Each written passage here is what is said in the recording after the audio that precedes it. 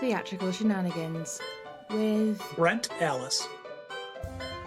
Hello there, and welcome back to our fourth series here on Theatrical Shenanigans. I hope you enjoyed our Player Day special, and if you're writing as part of Facing February, I hope you gained a lot of creative inspiration. Now though, we resume business as usual with another play and another fabulous guest to discuss it with. My guest today first appeared on Theatrical Shenanigans back in December 2024 as one of the three panellists on our last episode of The Panel Presents. Outside of that, he's based in Wyoming, Michigan, and is the author of many full-length and one-act plays. He's won many awards for his work, including being a winner of the Play Bites Festival in 2018 and both the FMCT Festival and the Robert J. Pickering J.R. Colbeck Award for Playwriting Excellence in 2024. He's a marvel at producing work for young audiences and young people, and I'm thrilled to have him back. Welcome, Brent Alles. Very glad to be here, Rachel. Thanks for having me back. I appreciate it. It's a thrill to have you back. So, first things first, we start with the question that brought you to this point. How did you get started in the arts world? Very good question. Well, aside from doing, as we say, elementary school here in the States, plays as a kid, my first theater experience was a community theater production of West Side Story. And I don't write musicals, but I love Sondheim to this day. And just seeing that got the theater person in me inflamed. And so I did plays all in high school. And then when I went to school for my undergraduate at Syracuse, I initially started in writing for television, radio, and film. Now, about halfway through, I got a little scared about having a starving artist career in Hollywood, so I switched over to English education, but writing never left my mind. But then about 2018, I did my first 10-minute contest and was lucky enough to win that, and so that kind of got me really intensively started. It's just been great these past few years, getting involved in the playwright communities that I am involved with, and I've seen little things here and there, some 10 minutes, and I got a couple of full lengths that are getting produced this year, so it's cool. But I still remain someone who just loves theater in all its forms, and so it's just a joy, when you bring me on a show like this to read somebody else's work. And I do a lot of reading on NPX, New Playwright Exchange. That I love it. I mean, I love getting to see other people's work, different styles, things that I get done reading and I'm like, man, I could never write that in 100 years. And I don't say that beat myself up. It's just the different styles that are out there are just wonderful. So that's been great ever since I joined up with them to get to experience other people's work. And it certainly does make you it makes you a better playwright too. Reading, any writer will tell you reading has to be part of your regimen to improve your skills in what you do, whether it's prose fiction or playwriting or anything like that. So it's been interesting. Yeah, no. So, as a playwright, do you have a preferred genre or topic that you like to write about, or is it like everything and anything? Yeah, it's wherever.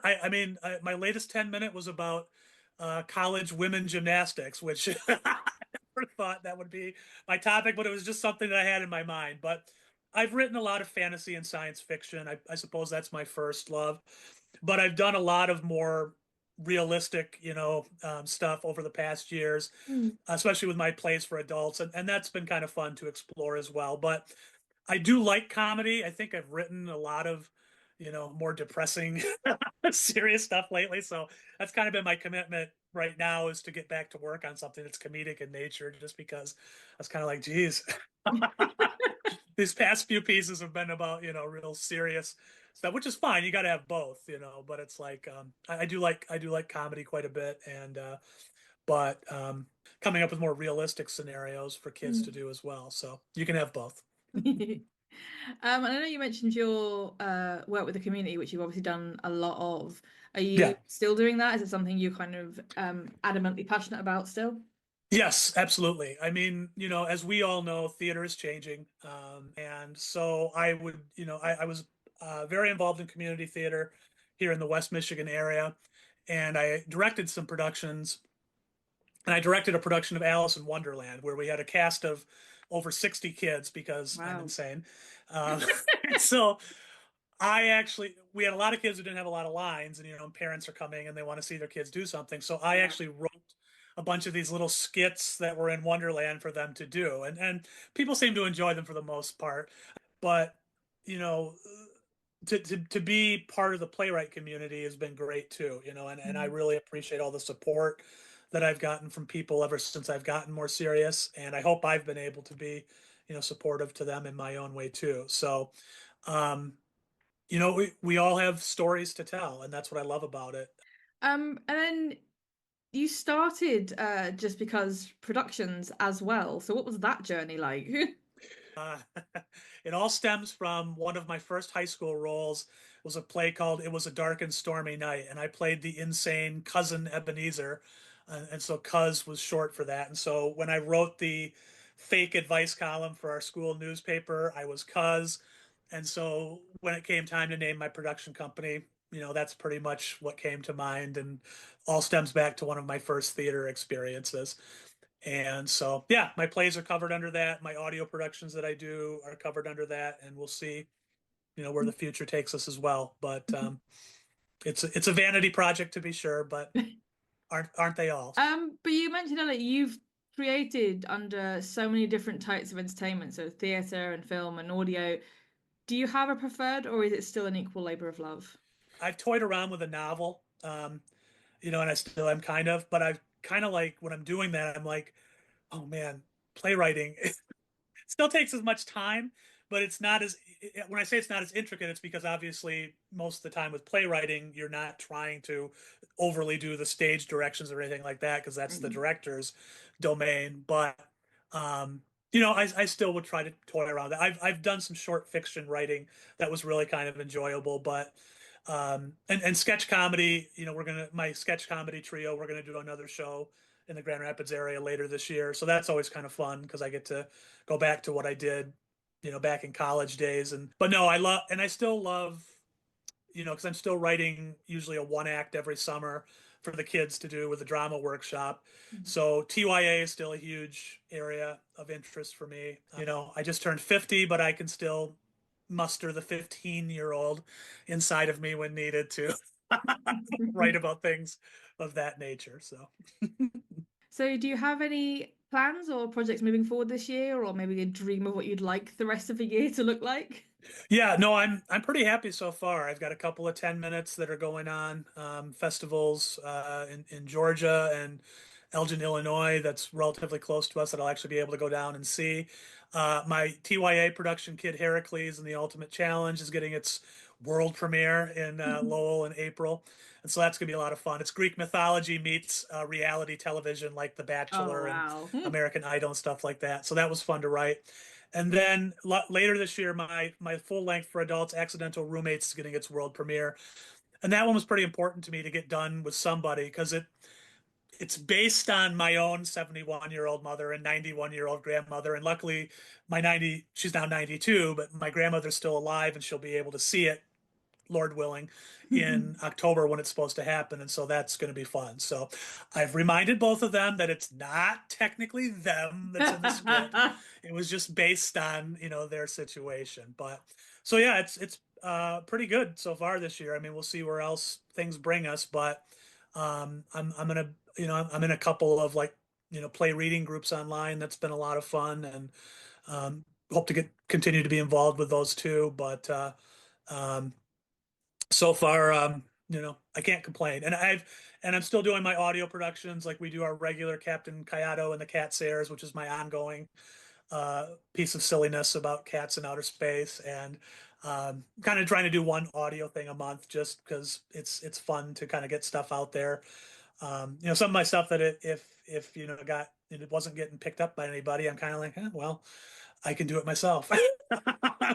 Okay, last and has been described as the most difficult question. Do you have a standout moment, a moment that makes you look back and think, yes, this is why I do this? you know, I was in the weird situation of that first 10-minute play that won the playwriting contest it was in. I actually was in the cast of another play in that competition. It is what it is in community theater. Sometimes that happens. Mm. So when they announced my name, you could have knocked me over with a feather because, imposter syndrome is always out there and you're always wondering, geez, does anybody like this stuff? But that was a pretty cool moment. Now I move on to our playwright and play for this episode.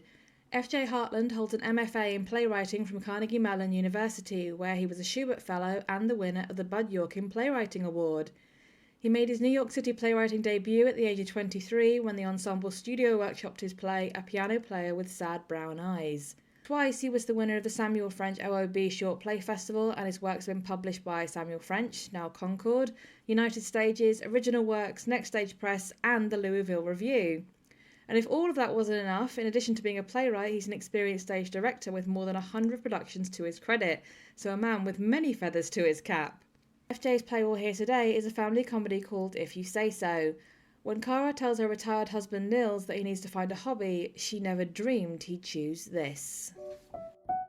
Theatrical Shenanigans presents If You Say So by F.J. Hartland.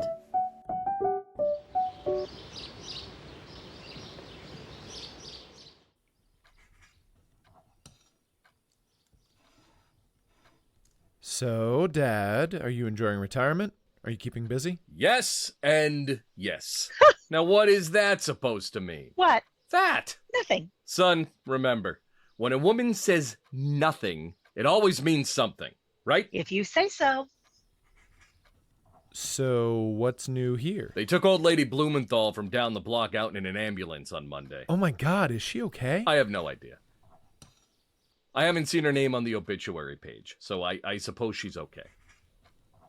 Oh, and the hose across the street got a new sofa. Dad! What? That's a terrible thing to say, calling someone a hoe. No, it's not. Mom! Sweetheart, their last name is Ho.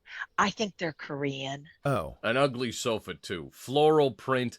Although it might look better after they take the plastic wrap off. But I doubt it. That was one hideous sofa. Did the Ho family invite you over to see it? Are you kidding? The Hoes have lived across the street for years, and your father didn't even know their name was Ho until I told him this week. Then how did you know about the sofa, Dad? Never mind. Your father knows because he... Cara, I said never mind. If you say so. So, anything else going on? Mrs. Lyons from the corner is pregnant. Looks to be about 6 months You in. spoke to her? Why would I talk to Mrs. Lyons? But she's carrying low, so it's probably a boy. 6 months pregnant. Carrying low.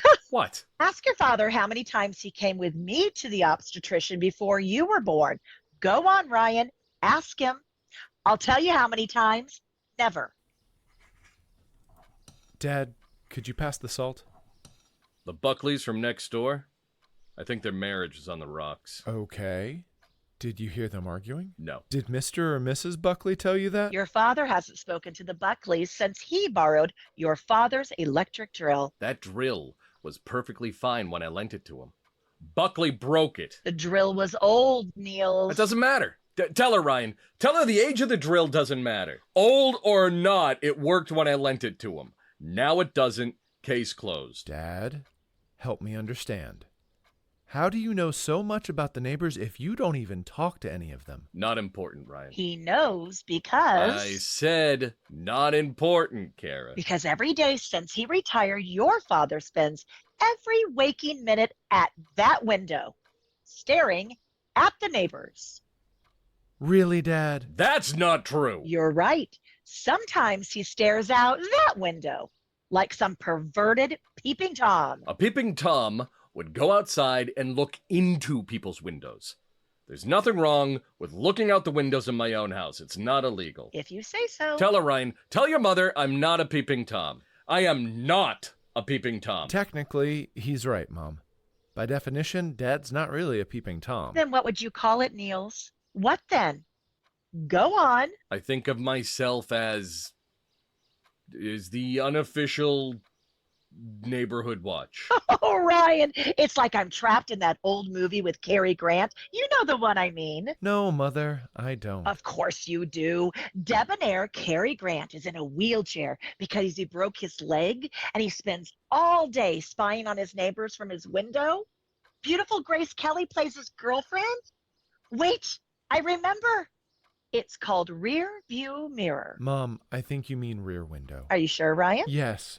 Rear Window with Jimmy Stewart, not Cary Grant. If you say so. I still think it's Cary Grant. And you should be ashamed of yourself spying on our neighbors. I'm not spying. Then what is it then? Natural curiosity? Tell him what curiosity did to the cat, Ryan. Go on, tell him. Curiosity killed it. You're the one who told me to find something to keep me busy in my retirement. In Dad's defense, you did say that, Mom. He was always getting underfoot. Besides, I meant a hobby. Looking out a window all day, spying on the neighbors is not a real hobby. What do you do all day? I belong to my book club. Yes, Ryan. She belongs to a book club. But did you know she never reads the book? From a man who's never read anything in life but a stop sign? Ask your mother, Ryan. Ask her if she reads the book. I skim them. I hate reading. Book club, my eye. It's just an excuse to carouse around town. Carouse around? Listen to him. I have one Virgin Bloody Mary in the afternoon at Bridget Kelly's house, and your father thinks I am the whore of Babylon. Does that make me the whore of Babylon, Ryan?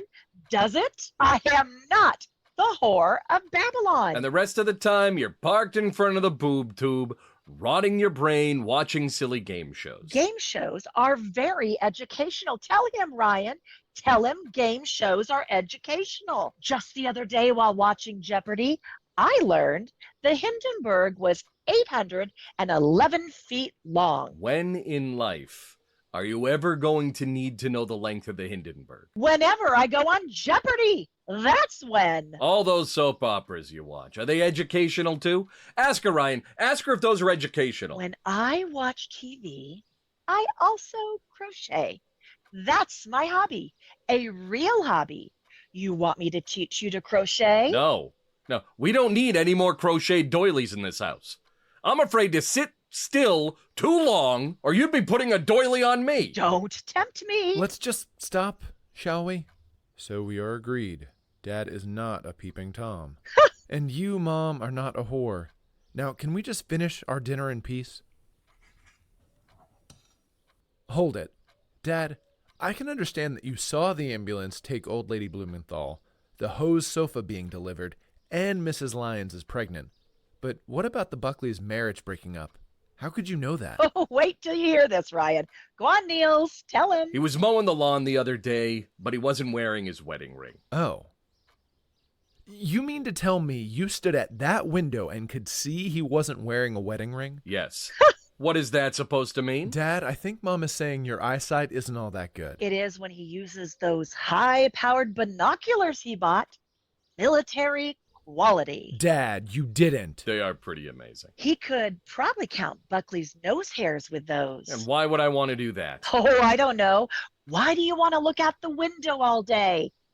And Don't start up with this again. night vision goggles, Ryan. Your father owns night vision goggles. Son, you know I suffer from night blindness. Since when? Since now.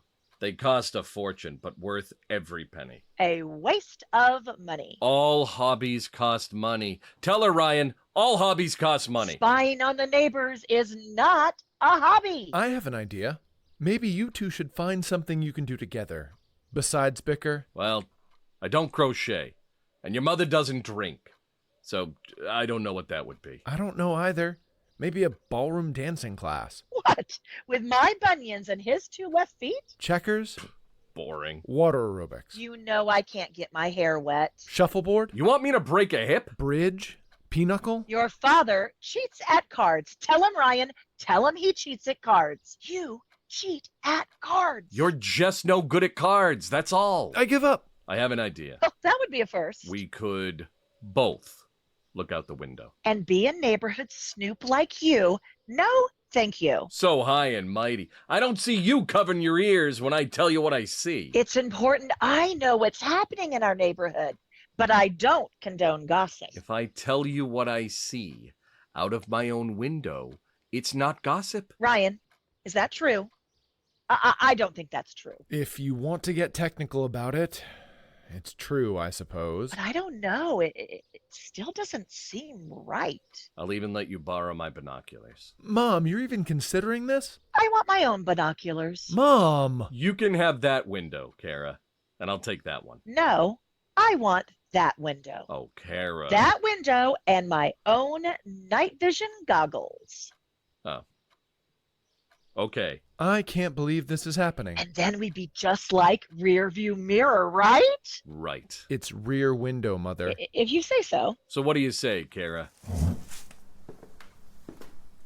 Want to be my beautiful Grace Kelly? Oh, that makes you my debonair Cary Grant. I suppose it does. Jimmy Stewart. If you say so.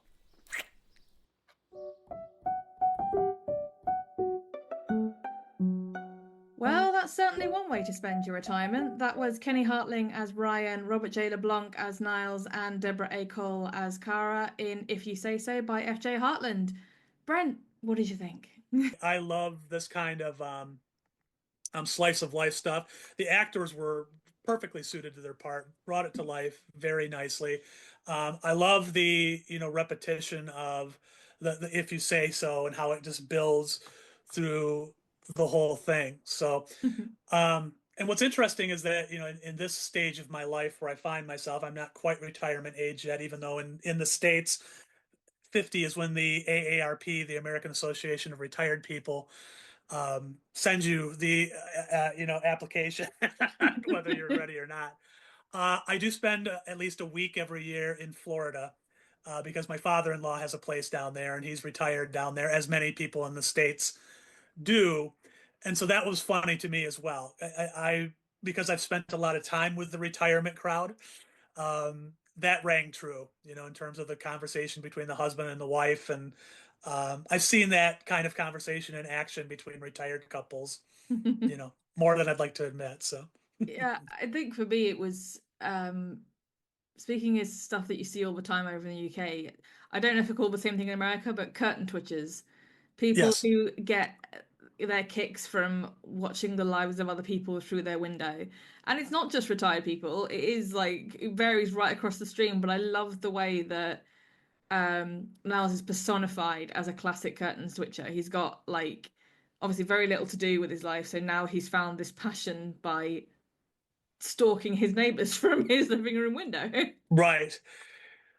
And I love the film illusions because I'm a big film nut too. So when you start making references to Rear Window, even if they confuse who's actually in Rear Window, which is hilarious, and very a typical older person thing to dwell on.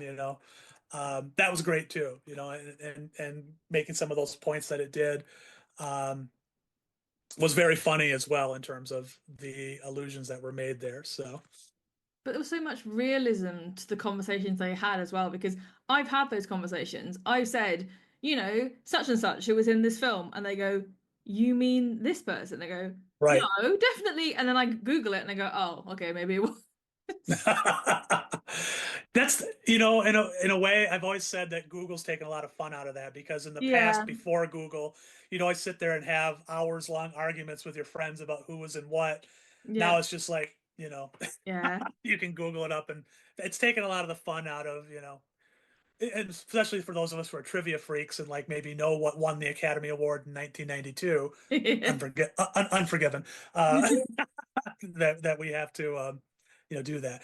But you mentioned that, and that's one nice thing about this short play as well, is that it's funny, but it's not, absurd either. And that's what I thought, is it captured very well, a conversation that definitely could have happened between father and, or pardon me, husband and wife and their son. And I could say, I could put myself in the shoes of Ryan, because I recognized a lot of the conversations that I had with my own parents, from time to time. So that rang true. So it does make me laugh, because obviously people retire, and especially if they've had like a proper career, they retire and suddenly they've got nothing to do. right. And obviously you get all the cliches of, retired people play golf or garden or play bridge, or in this country they go driving around the country in a caravan. Right. And it's just a wonderfully unique twist on what retirement can do to a person.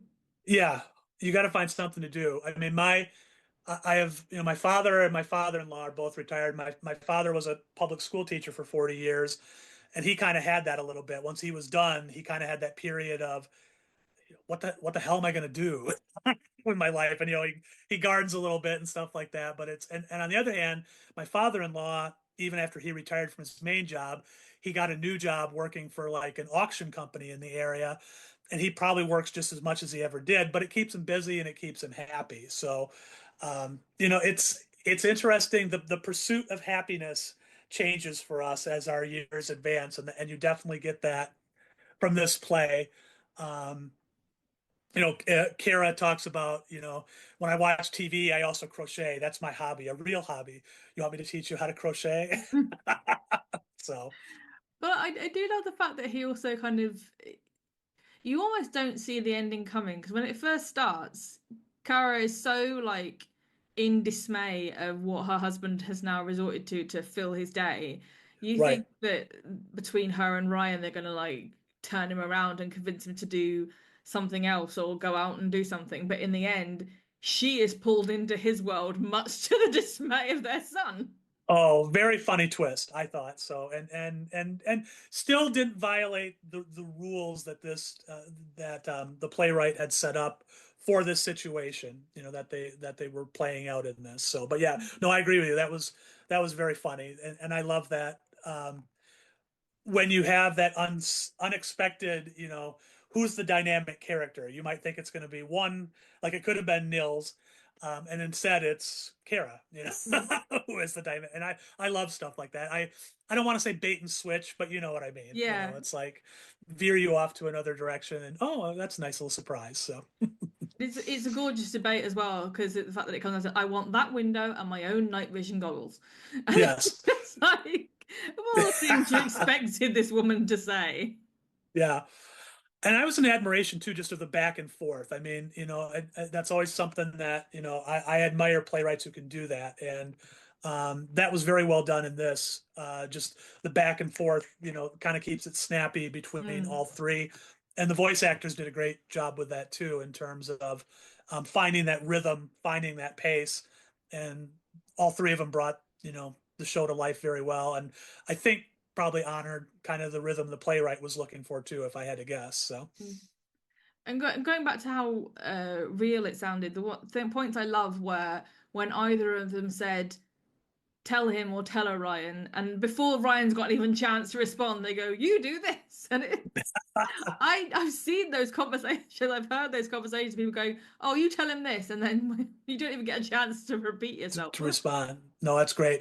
Yeah, Ryan is such a good, long-suffering foil, for both of these, and you can empathize with him. And like I said, I had quick empathy for him in my own dealings with my parents, and there was a lot to recognize from that in this as well. So you picture him going back to college or to his job or maybe back home to his girlfriend and going, "You will not believe what my parents have done now."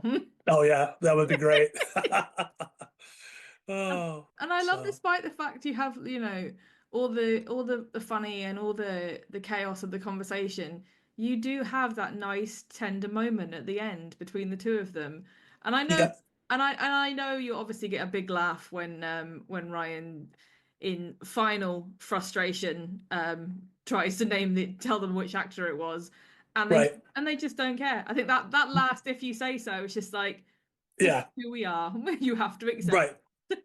Yeah, accept it or don't, but we're Yeah. we're continuing on. So Yeah, um it's a wonderful, as you say, snapshot of life. It's a fly on the wall moment, and I think it's framed so beautifully between the comedy and the chaos and the tender, and these two people who obviously, they have, as Cara says, she has her hobby. Nils hasn't quite found one yet, and then it kind of brings them together in a very wonderful but slightly bizarre way. absolutely. And that catchphrase used very effectively. Like you Yeah. never get sick of it. The way that it's, implemented and timed every time just, gets your laugh and builds throughout. So I love the use of the repetitive statement that didn't wear out its welcome, at least not to me. So Mm. And I say it's they're wonderful people, and you can almost picture this going on beyond this point. So you can see Nils and Cara sat in their window talking between themselves about what the neighbors are up to this time. And every time Ryan comes home, which he will, because now he wants to know more gossip now that both his parents have become neighborhood spies. Right. They've got more to show. So there's a world that expands beyond this one snapshot. And while you can think about that as well, you're very much at home and kind of satisfied with the snapshot that you see. Absolutely. And that's kind of, to me, that's the best of a quick, this is not a 10-minute necessarily, but you know what I mean? A shorter play like this is that you get this little slice of life, but like you say, then you are allowed to think about, where the story takes you next. And that's kind of the cool thing about some of these shorter pieces when they're done well, like this one is, that it does set up the scenario for you nicely. You enjoy it while you are experiencing it. And then, yeah, you get to have some fun thinking about, well, do Cara and Nils become the Mr. and Mrs. Smith of their neighborhood when it comes to, surveillance? So they've already got night vision goggles between them, so there you go. So well, we are almost out of time. Brent, your final thought on the piece as a whole? Yes, just very enjoyable. Hertling did a great job here in setting up a very funny and yet realistic slice of life play. Great back and forth dialogue. You get drawn in.